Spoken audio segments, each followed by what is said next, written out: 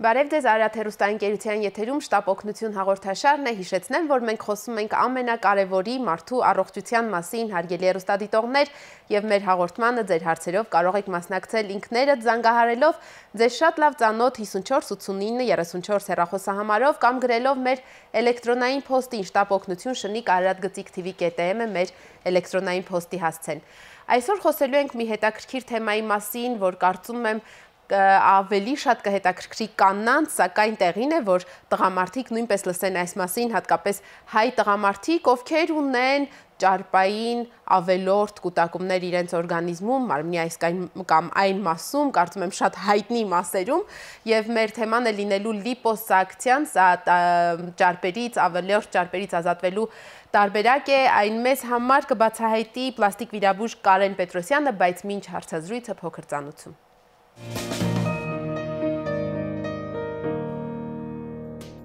Գրավիչ կազմվածք ունենալ ցանկանում են բոլորը։ Մարմնի ուրվագծերի շտկումն ավելնորդ քաշ ունեցողների մեծ մասի երազանքն է, բայց ճարպային կուտակումներն առանձնակի ծանր են տանում հատկապես նրանք, ովքեր գտնում են, որ ինչ-որ պահի ինչ-որ պատճառով են կորցրել նախկին գեղեցիկ կազմվածքը ու ջանում են անել ամեն ինչ այն վերադարձնելու համար։ Նրանց օգնության առաջարկներ են անում ամենատարբեր մասնագետներ, դիետոլոգներից մինչև հոգեբաններ, ուղղորդելով ամենատարբեր մեթոդների։ Մեկն անդադար ջուր է խմում, մյուսը դուրս չի գալիս սպորտդահլիճից, երրորդը իրեն խարազանում է չուտելով ամենահամեղ տեսակները, չորրորդն էլ թակում է պլաստիկ վիրաբույժի դուռը, խնդրելով կատարել լիպոսակցիա։ Ինչ է լիպոսակցիան։ Ում է դա ցուցված։ Ինչպես է այն կատարվում։ Ինչ արդյունքներ է տալիս եւ որքան ժամանակ կուրախացնեն այդ արդյունքները ամենապարտաճանաչ ու ամենաանպարտաճանաչ հաճախորդներին։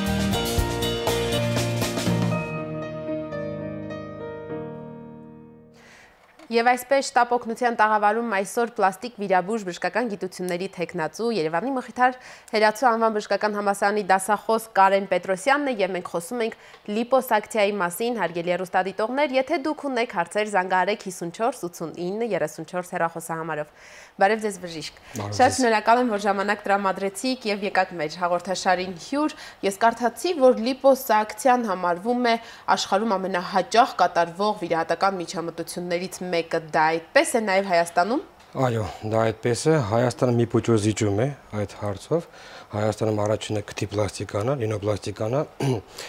բայց եթե հաշվի առնենք ամբողջ աշխարհի ստատիստիկան, Ամերիկա, Եվրոպայի լիպոսակցիան ամենահաճախ կատարվող վիրաբուժական միջամտությունն է։ Ընդհանրապես վիրաբուժական, թե պլաստիկ վիրաբուժության մեջ ամենահաճախակի մեր մասին պլաստիկ վիրաբուժության մեջ։ Բժիշկ, իսկ ովքեր են հասնում ձեզ մոտ, այն մարդիկ, ովքեր փորձել են տեսանյութի մեջ նշված բոլոր տարբերակները եւ այսպես ասած չունեն արդեն ուրիշ ճար, թե շատ հաճախ մարդը հենց զգում է, որ ավելորդ ճարպեր ունի եւ իր մարմնի ուրվագծերը իրեն դուր չի գալիս, միանգամից գալիս է պլաստիկ վիրաբույժի մոտ։ Որպես օրենք մեր հապագա պացիենտները փորձում են այս կամ այն կերպով դիետաներով, ծանրաբեռնության ֆիզիկական շատկերի անց մարմնի այդ արտաքին կոնտուրը եւ վերջում երբ որ չի հաջողվում իրենց, ապա դիմում են մեզ պլաստիկ վիրաբույժներից։ Հասկանալի է։ Հիմա խնդրում եմ պարզաբանեք, թե ինչ է ի վերջո լիպոսակցիան։ Հայտնի է, որ դա ճարպերի հետ կատարվող ինչ-որ բան է, քանի որ բառի մեջ լիպո արմատը արդեն հուշում է դրա մասին։ Լատիներեն լիպո բառը նշանակում է ճարպ, սակցիա նշանակում է արտահանել, արտահաշել։ Նա ունի բավականին երկար պատմություն, դեռ միջին դարերում բժիշկները փորձել են մարմնի ինչ-որ ճարպային կուտակումները հեռացնել, երբեմն դա չի հաջողվել, երբեմն ցավալի է, շատ պացիենտի համար դա վերջած է, այսինքն մահով։ Ներկայումս լիպոսակցիայի պատմությունը 1970-ականների վերջից է սկսում, երբ որ ֆրանսիացի բժիշկ Իլոզը առաջի անգամ առաջարկեց ներկայումս այդ տեխնիկան լիպոսակցիայի։ Այսինքն պուչը կտրվածքի միջոցով, կանյուլաների միջոցով նրանք հեռացնում են ճարպը, տարբեր ձևերով քայքայելով։ Երբ որ 1985 թվականին Ջեֆրի Կլայնը առաջարկեց մի լուծույթ, որի շնորհիվ լիպոսակցիայի մեթոդը ապրեց բավականին վերելք, որի ամիշ պարունակում է ֆիզլուծույթ, տեղային ազգայացնող նյութ եւ անօթասեղմիչ նյութ։ եւ բիկարբոնատ բավականին օգնեց վիրաբույժներին։ Դրա շնորհիվ բարդությունները նախ պակասեցին առաջի հերթին եւ հնարավոր եղավ ավելի մեծ ծավալով ճարպեր հեռացնել օրգանիզմից։ Հասկանալի է։ Բժիշկ, այսինքն երբ ասում ենք լիպոսակցիա, դա չի նշանակում, որ զուտ մեխանիկորեն ճարպային հյուսվածքի հեռացումն է միայն։ Դուք նշեցիք, որ այդ նյութը, ինչը դուք նկարագրեցիք մանրամասն, լուծում է ճարպերը կամ նախ պետք է ճարպերը քայքայեն, տարբեր գործոններ դրա համար գոյություն ունի։ Ներկայումս մենք օգտագործում ենք այդ ռաստվորը, կլանյա ռաստվորը, լուծույթային դրա շնորհիվ է քայքայում, բայց նաև գոյություն են տարբեր ապարատային եղանակներ, ուլտրաձայնային, լազերային, ռադիոալիքային, որոնք նույնպես քայքայում են ճարպերը եւ մենք աթոսի միջոցով հեռացնում ենք այդ ճարպ օրգանիզմից։ Այո, այսինքն առանց քայքայման process-ի չի կարելի միանգամից հեռացնել։ Նախ պետք է քայքայել, հետո այդ ստացված մասսան հեռացնել։ Այսինքն մենք ճարպային բջիջների մեմբրանան ենք քայքայում եւ ճարպը արդեն տարածում է միջային տարածության մեջ։ Որպեսզի մի քիչ ավելի պատկերավոր լինի մեր հեռուստադիտողների համար, խնդրում եմ նկարագրեք, թե որտեղ է կուտակվում այդ ճարպը։ Իրականում նա նորմայում նույնպես կա եւ անհրաժեշտությունն է որոշակի քանակի ճարպի արկայությունն է մեր օրգանիզմում եւ որտեղ կուտակված ճարպի մասին է խոսքը ու մենք գիտենք, որ օրգանիզմում տարբեր տեսակի ճարպային հյուսվածքներ կան, հատկապես որ տեսակն է կամ որ տիպի ճարպային գոյացություններն են, որ դառնում են լիպոսակցիայի առարկա։ Լիպոսակցիան դա մի մեթոդ է, որը մեզ օգնում է էֆեկտիվ պայքարել ենթամաշկային ճարպի մասին, այսպես ասած ռեզերվային ճարպի մասին, ճարպի հետ կապված խնդիրներ լուծել հաջողակ։ Մենք նաև ունենք վիսերալ ճարպ, որը օրգանիզմի խոռոճի մեջ է, որը որ բնականաբար մենք դա չենք կարող հասնենք։ Երկրորդ հարցը իսկ ենթամաշկային ճարպը, ճարպային հյուսվածքը, այդտեղ նույնպես ես որքան հիշում եմ անատոմիայի ֆիզիոլոգիայի դասերից կա որոշակի քանակություն, որը մեզ անհրաժեշտ է եւ պետք է, եթե մարդը գալիս է լիպոսակցիայի եւ այդ նյութերը դուք ներարկում եք նրան, քայքայում է ճարպը, ընտրություն է կատարում նյութը, թե որքան քայքայի որը թողնի։ Ընտրությունը կատարում ենք մենք լիպոսակցիան լոկալ ճարպային կուտակումների մեթոդ է առաջնահերթ։ Այդ կուտակումները մենք լոկալ ենք քայքայում, մենք չենք կարող ամբողջ ենթամաշկը ինչ որ մի հատվածը քայքայենք։ Բնականաբար դա օջախային ինչ որ լոկալ վնասակերում։ Հասկանալի է։ Իսկ այդ նյութը կողմնակի այլ ազդեցություններ թողնում է։ Այո, իհարկե, այդ նյութի մեջ կան նյութեր, որոնք ունեն նաև կողմնակի ազդեցություններ։ Օրինակ ինչպիսի ազդեցություններ։ Օրինակ սրտի վրա, թողում է կողմնակի երիկամների, լյարդի, բնականաբար կատարվում է հաշվարկ եւ այդ հաշվարկով ինչքան տևյալ քաշով պացիենտին կարելի է ներարկել այդ լուծույթը։ Նոր պացիենտը վիրահատվում է։ Հասկանալի է։ Այսինքն այստեղից կարելի է ենթադրել, որ կան նաև հակացություններ լիպոսակցիայի։ Այո, իհարկե։ Որոնք են դրանք։ Դրանք զանազան են, սկսած ընդհանուր եւ տեղային, ընդհանուր դրանք քրոնիկ սոմատիկ հիվանդությունների սրացումներն են, օրինակ շաքարային դիաբետը, ինչ որ էնդոկրին խանգարումները, տեղային սրացումները միայն, այսինքն եթե նորմալ վիճակն է, այսպես ասենք, դա հակացություն չէ, ասենք շաքարային դիաբետ ունեցողը։ Բնականաբար նայում է տվյալ մասնագետը նայում է, եթե շաքարային դիաբետի մասին խոսում, էնդոկրինոլոգը զննում է պացիենտին, եթե պետք է նշանակում են ինչ-որ հավելյալ անալիզներ, եթե ամենից նորմալ է, մենք հանգիստ կրանք հակացություն չի համարվում։ Իսկ էլ որ խնդիրներն են հակացում։ Եվ տեղայինը դա տվյալ մաշկի, ենթամաշկի ինչ-որ բորբոքումային երևույթներ, հետտրավմատիկ ինչ-որ վնասվածքներ, թարմ, նկատի ունեմ, մաշկի տարբեր հիվանդություններ, դրանք են։ Հասկանալի է։ Բժիշկ, առավել հաճախ ովքեր են դիմում ձեզ այս հարցով Հայաստանում։ Առավել հաճախ մեզ դիմում են կանայք, միջին տարեկի կանայք, սկսած 35 եւ ավել։ Բայց լինում են նաև դեպքեր, երբ որ ավելի ջահելասակում են գալի, օրինակ 25 տարեկան մի հատ աղջնակ երեկ է արտասահմանից, լոկալ ճարպային կուտակում ուներ, որով մենք օգնեցինք իրան այդ հարցը լուծեցինք։ Հասկանալի է։ Իսկ հայ տղամարդիկ երբևէ դիմում են իրենց դիմում են, բայց ավելի քիչ, բնականաբար։ Կամաց-կամաց հույս եմ, որ դա կզարգանա մեր ժողովրդի մեջ, մեր հայ տղամարդկանց մեջ, կամաց-կամաց քանակ ավելանում այդ պացիենտների։ Հասկանալի է։ Լիպոսակցիան մի փաստորեն միջոց է, որը համարվում է վիրահատական միջամտություն, բայց համացանցում կան բազմաթիվ տեղեկություններ քիչ ինվազիվ կամ ոչ վիրահատական, ասենք լազերային միջոցներով լիպոսակցիայի մասին եւ այլն։ Կասեք, թե ինչ դասակարգման է ենթարկվում ճարպերից ազատվելու այս մեթոդը։ Մի քանի եղանակներ կան ճարպերի քայքայման,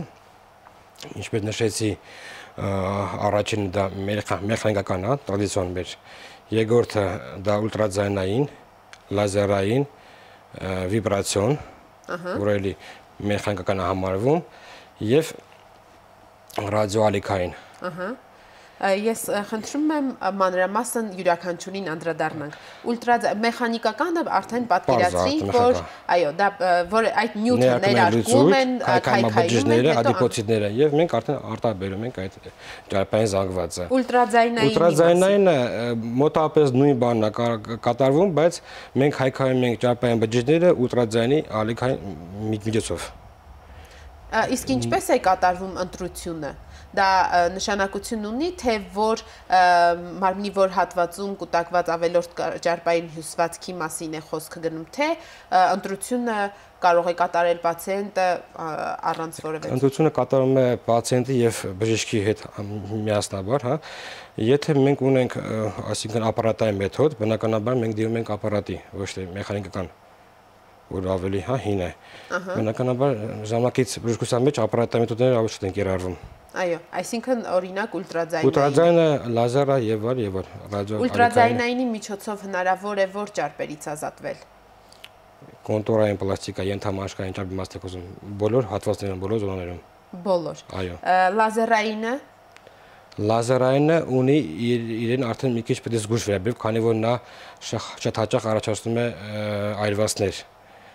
Պետք է լոկալիզացիան ընտրենք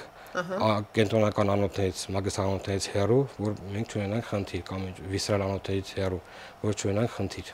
աժոգի հետ կապված։ Հասկանալի է։ Այդ այրվածքները արտաքնապես երևացող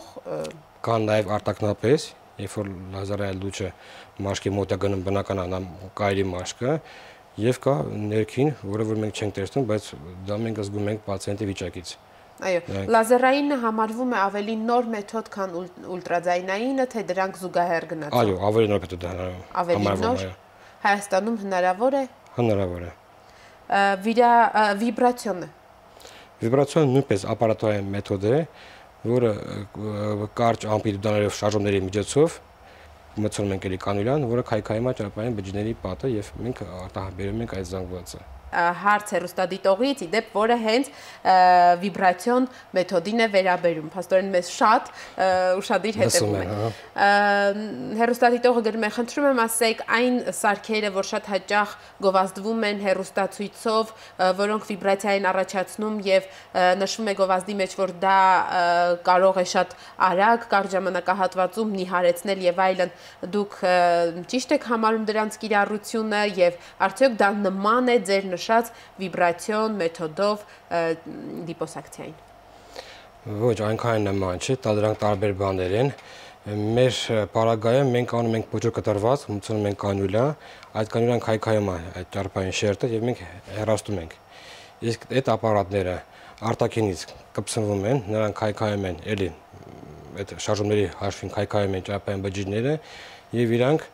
արյունատար անոթների միջոցով դուրս են գալի այդ զոնայից։ Մի քիչ տարբեր բաների մասին ենք խոսում, մերը վիրաբուժականն է։ Իսկ դուք արդյունավետության մասին տեղեկություններ ունեք այդ սարքերի, թե։ Դա նույն բանը է, թե մարդը դուք հաճախ եք շփվում նման խնդիր ունեցող մարդկանց։ Ես կհորդորեմ մեր պացիենտ, մեր քաղաքացուն, որ նա գնա սպորտզալ եւ զբաղվի ակտիվ սպորտով։ Համարյա թե նույն բանն է։ Ոստո այդ ապարատը լոկալ տեղում ազդում եւ այդ տվյալ խնդիրն է լուծում այդ հատվածի։ Հասկանալի է։ Եվ վերջինը վիբրացիոնը դուք նշեցիք, որ այդ շարժումների միջոցով ռադիոալիքայինը նույնպես ապարատային մեթոդ է, որը որ քայքայում է ճարպային բջիջները ռադիոալիքային այդ ուժի միջոցով։ Այո, երբ լազերային կամ ռադիոալիքային, այսինքն ձեր նշած ապարատային տարբերակներով է տեղի ունենում քայքայումը, այդ դեպքում նույնպես հետո բացվում է ինչ-որ կանալ եւ հանվում, թե թողնվում է, որ արյան շրջանառության միջոցով նորից դա։ Բացվում է, կտրված կանում բարականուլայով, որը որ տրամագիծը 3-ից 5 միլիմետր է եւ արտաբերվում է այդ ճարպը։ Այո, բժիշկ, երբ է համարվում, որ լիպոսակցիան ցուցված է, այսինքն ցանկացած մեկը, որ ինքը որոշում է, որ իր մոտ մի բան այն չէ եւ գալիս է ձեզ մոտ, դուք նրան չեք մերժում, թե կան որոշակի չափորոշիչներ, որ եթե քաշը այսքան ավել է կամ եթե այդ ճարպային դուք ինչ որ ախտորոշման պես անդրադառնում եք ամեն անհատի, ամեն պացիենտի հարցին, որպեսզի որոշվի, թե իսկապես դա անհրաժեշտ է, թե ոչ։ Այո, իհարկե։ Բնականաբար, երբ որ մեր մոտ գալիս է մեր ապագա պացիենտը, մենք մանրամասն նրա հետ զրուցում ենք, հաշվում ենք մարմնի զանգված այդ ինդեքսը եւ առաջնահերթ պետք է բարձրաբանենք, ինչ է ուզում պացիենտը։ Ռուսերեն ասում են «реалистичность ожиданий», ինչ է նա սպասում, ինչքան դա ռեալ է։ Մենք կարանք դա ապահովենք դրան, թե չէ։ Բնականաբար, եթե պացիենտը մենք զգում ենք ինչ-որ խանգարումներ ունի, հոգեբանական, ինչ-որ զգում ենք, որ մենք նա ոչ ռեալ բան է ցանկանում, հա, վիրաբուժություն, պլաստիկ վիրաբուժություն, մենք բնականաբար այդ պացիենտին խոսափում ենք եւ խորհուրդ ենք տալի հոգեբանի կամ յուրիշ եղանակով այդ հարցը լուծել։ Ձեր կլինիկայում հոգեբան նրա հետ աշխատում է, թե պետք է գնամ յուրիշ տեղ։ Չէ, մեր կլինիկայում կա հոգեբան, մենք բավականին ծեր հարաբերությունների մեջ ենք հոգեբանների հետ եւ համագործակցում ենք։ Հասկանալի է։ Մենք արդեն ունենք հեռախոսազանգ, լսենք հեռուստադիտողին, բժիշկ, ալո։ Բարև, ես բժիշկի մի հարց եմ ուզում ուղղել։ Լիպոսակցիայից հետո, մի ժամանակ հետո նորից վերակառուցվում է ճարպայի շերտը։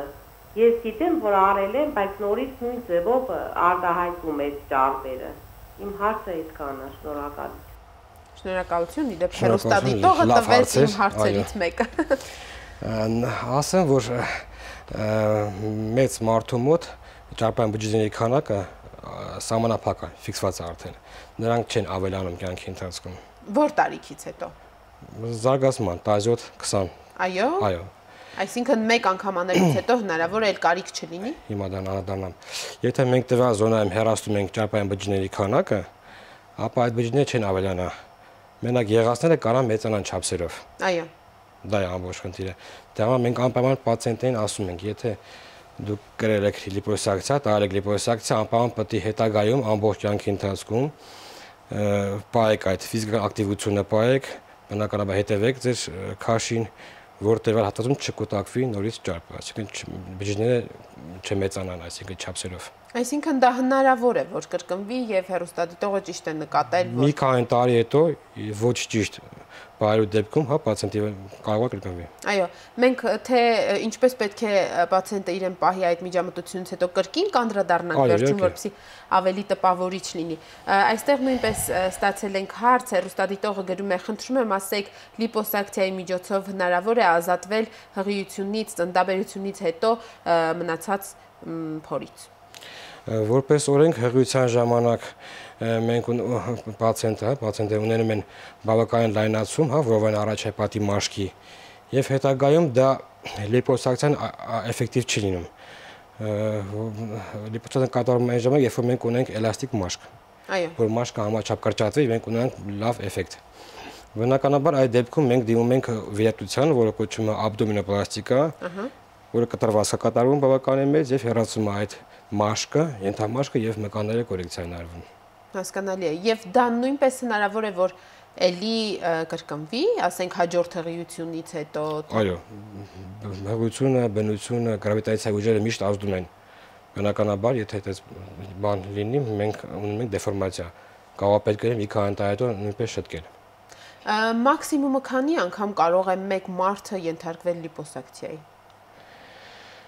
Եվ նույն տեղանքում։ Այդպես սահմանափակում չկա, ասեմ դες որ արտասահմանում, օրինակ Անգլիայում, Ամերիկայում կոչվում է lunch liposuction։ Մարդիկ գնում են լանչի ժամանակ, անում են փոքր զոնա եւ գնում են իրենց գործերով։ Ու դա կարելի է 6 ամիսով մեկ բավականին երկար տարիներ։ Ինչ հետաքրքիր է։ Այսինքն դա որևէ մի ձևով հետ կարող է չպահել այդ մտքի։ Կտրվածքը փոքր կտրվածք է։ Ինչ չափսի։ Մոտավորապես 5-10 մմ։ Ահա, նույնիսկ աննկատ է։ Այո, աննկատ։ Ու անդադար նույն կտրվածքից մենք ներխուժում ենք եւ այդ մեր գործողությունը կատարում ենք։ Այդ փոքր կտրվածքի միջոցով հնարավոր է լինում մեծ մասսա հանել այնտեղից, թե ամերիկացիները ինչու են գրված էր, որ ամենաշատը Ամերիկայում է կատարվում այս վիրահատությունը, ինչու են այդ դեպքում այդքան այնուամենայնիվ ճարպոտ։ Ասեմ ձեզ, փոքր կտրվածքի շնորհիվ հնարավոր է հեռացնել մեծ քանակությամբ ճապ, այն պատճառով, որ մենք ճապը քայքայում ենք։ Եվ այդ լիպոասպիրատը լինում է շատ հեղուկ վիճակում լինում, այո, շատ հեշտությամբ լուսագալի կանուլի միջոցով։ Ինչու Ամերիկան ամենաշատը կատարում, միգուցե ամերիկացիները ամենաշատ են տարապում ավել քաշով։ Դա շատերն են նշում, եւ հենց դա է պատճառը, որ այդ ազգի մոտ բավականին շատ կատարում այդ օպերացիան։ Հասկանալի է։ Կրկին ունենք հեռախոսազանգ, լսենք հեռուստադիտողին, ալո։ Բարև ձեզ։ Ես մի հարց ունեմ, 60 տարեկան տղամարդ եմ, սոնոգրաֆիայով գտան, որ իմ լիարդը ճարպակալած է։ Դիետայով կամ ինչով, ինչպես կարելի է ուղղել։ Շնորհակալություն։ Շնորհակալություն։ Հարցը մի քիչ ինչ չի վերաբերում, դա լավ պատասխան են գեպատոլոգները, գաստրոենտերոլոգները, բնականաբար պլաստիկ վերաբերությունը այդ խնդրի դեմ անզոր է։ Դա որովայնի օրգանի, այսինքն լյարդի հարակից հյուսվածքի ճապն է, որը մենք այդտեղ մուտ չենք գործում։ Սկզբանե նշեցիք, որ պլաստիկ վիրաբույժները ենթամաշկային ճարպի հետ գործում են։ Մամնի արտաքին կոնտուրի մասին ենք խոսում։ Այո, ես խոստանում եմ հեռուստադիտողին, որ մենք շուտով կանդրադառնանք լյարդի ճարպակալման թեմային, չնայած մեկ անգամ լյարդաբանի հետ արդեն խոսել ենք այդ մասին, բայց սա իդեպ այս վերջին շրջանում շատերին հուզող հարց է եւ իսկապես անհրաժեշտությունը կա, կխոսենք դրա մասին։ Բժիշկ,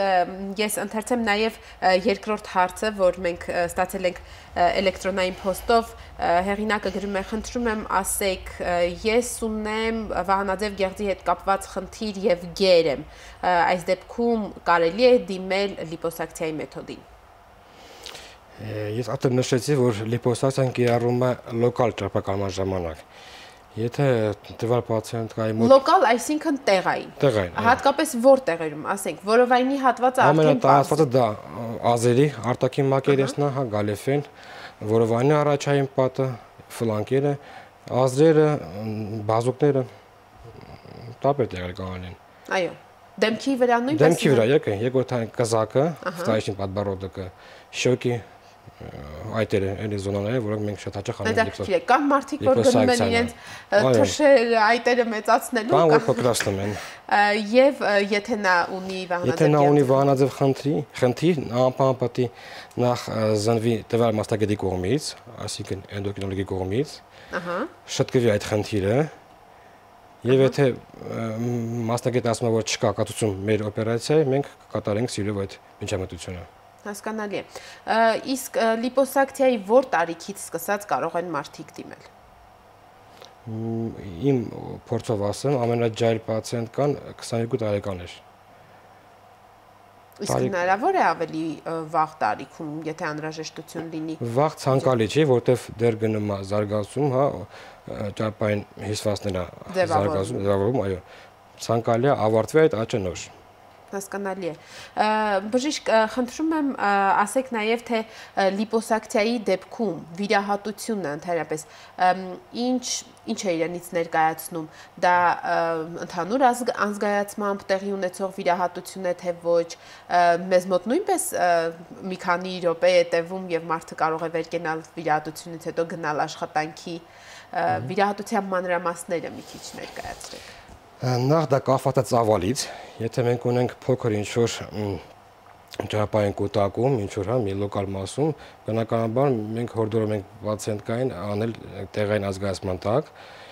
այսինքն երբ մենք կատարում ենք լումինեսցենտ լիպոսակցիա, իսկ երբ ծավալները մեծ են, մենք կատարում ենք 5, 6 եւ ավել, հա, այսինքն մեծ քանակությամբ կամ մեգալիպոսակցիա, բնականաբար ցանկալի է ընդհանուր ազգայացում, այսինքն նարկոզ։ Այսինքն հնարավոր է մի քանի հատվածում միաժամանակ կատարել նույն գործողությունը։ Շատ հաճախ մենք կատարում ենք 2 եւ ավել զոնաներում լիպոսակցիա։ Մեկ զոնան շատ քիչ է հանդիպում մեր մոտ, որ լոկալ ինչ-որ մի հատվածում են անում։ Բժիշկ, բոլոր հատվածներում լիպոսակցիայի համար միևնույն նյութն է կիրառվում ճարպերը քայքայող, թե ասենք դեմքի դեպքում մեկ տեսակի նյութ է կիրառվում, որովայնի դեպքում մի ուրիշ։ Չէ, նյութը նույնն է, մենակ բաղադրիչների տարբերությունը, այսինքն սահմանների տարբեր լինում, այո։ Հասկանալի է։ Եվ այդ նյութը ինչ էր կոչվում։ Ռաստվոր կլյանի լուծույթ, որի մեջ պարունակում է ֆիզրաստվոր, ադրենալին, նիդոկային եւ բիկարբոնատ նատրիը։ Հիմնական գործող նյութը դա բիկարբոնատ նատրիի բիկարբոնատն է աշխատում։ Մեկը բջիջն է ուռչացնում, մեկը անտիսպազմն է առաջացնում, որ քիչ աղոն կորցնի պացիենտը, երկրորդը ազգայացնում է։ Հասկանալի է։ Շատ հետաքրքիր է իհարկե դա որպես զուտ գիտական նյութ, իսկ Հայաստանում կան գիտնականներ, որ զբաղվում են, ասենք, նման նյութերի հետազոտություններով կամ ձեզ ինչ-որ մեկ այլ տարբերակ առաջարկեն։ Դա պետք է դիմենք երևի քիմիկներին, հա, այդ լուծույթը ստանդարտ է, մենք Եվրոպայից ենք այդ դա մեր մոտ եկել, Ամերիկայից եւ մենք իրարում ենք։ Դա թանկ լուծույթ է։ Չէ, բավականին մատչելի լուծույթ է։ Այսինքն, եթե մարդը դիմի, ասենք թե մեկ տեղի համար վիրահատության, դա մոտավորապես ինչքան կարժենա։ Եթե մենք խոսում ենք ապարատային եղանակով, ուլտրաձայնային, ապա 250-ից 300,000-ի համարժեք, մեկ զոնան։ 250 գիծ 300,000 դրամ, մեկ զոնայի արժեքը։ Ապարատայինի դեպքում, ուլտրաձայնը կամ լազերայինը։ Լազերայինը ավելի թանկ։ Եվ հիմա այդ առաջին մեթոդը, որ զուտ մեխանիկական է, շատ չի կիրառվում։ Ավելի քիչ է կիրառվում, բնականաբար։ Բժիշկ, մենք այսպիսի հարց ենք ստացել հեռուստադիտողից, նա ասում է, խնդրում եմ ասեք, երեխաներին անհրաժեշտության դեպքում կատարվում է լիպոսակցիա, իմ տղան 8 տարեկան է եւ նա շատ բացահայտ կերպով ունի քաշի ավելցուկ, դա հնարավոր է երեխաների համար, թե հակացուցված է ընդհանրապես։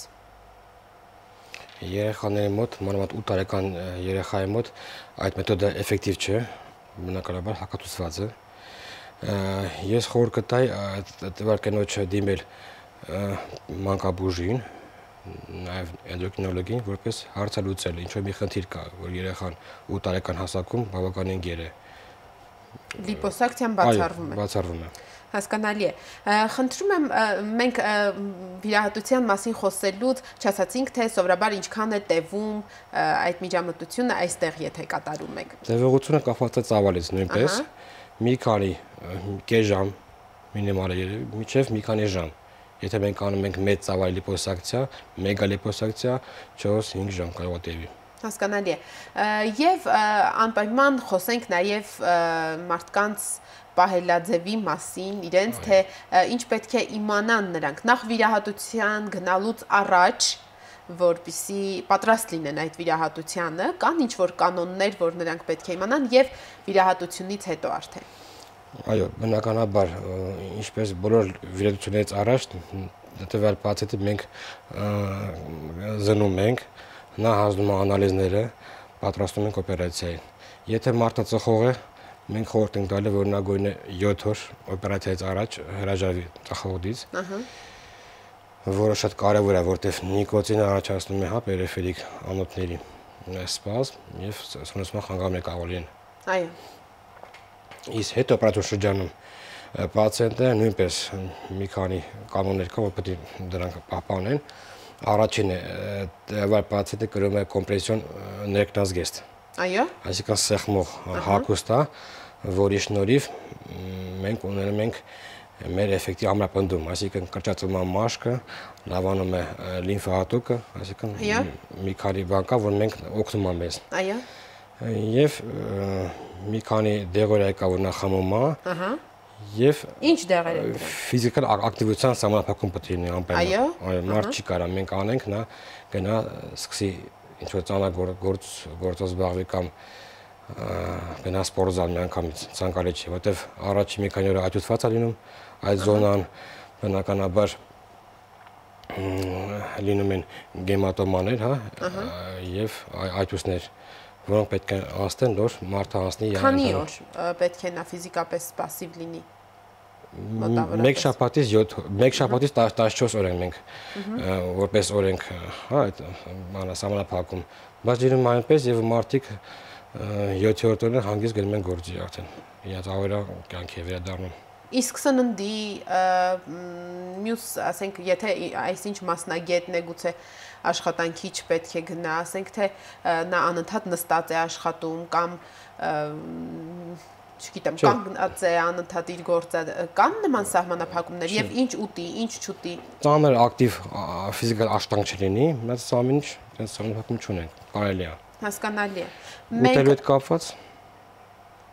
ոնց որ բոլոր օպերացիաներից հետո կծու, թթու, ջրամարս սնունդ է պետք, որ հանգիստ մարդը հետ օպերացիան տանի։ Հասկանալի է։ Ճիշտ է, էլի ունեինք հեռախոսազանգ, բայց արդեն չենք հասցնում բժիշկ, մեր եթերային ժամանակը սպառվեց։ Շնորհակալություն զրույցի համար։ Կարծում եմ հեռուստադիտողներին պարզ է հիմա թե